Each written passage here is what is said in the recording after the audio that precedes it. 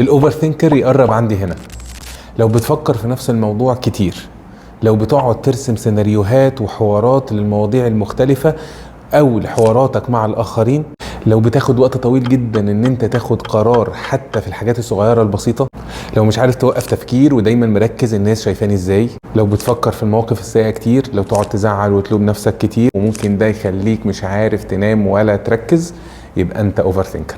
طب ازاي ابطل ده؟ اول حاجة الكتابة. اكتب كل مشاعرك حتى لو كانت سيئة، ده بيساعدك ان انت تشوف نفسك ومشاعرك بشكل احسن.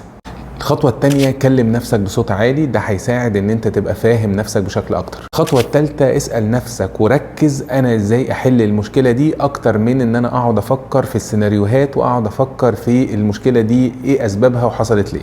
شارك افكارك ومشاعرك مع حد انت بتثق فيه. التوكل على الله وحسن الظن بيه بيساعد كتير جدا جدا في ان احنا نتغلب من جانب الاوفر ثينكينج.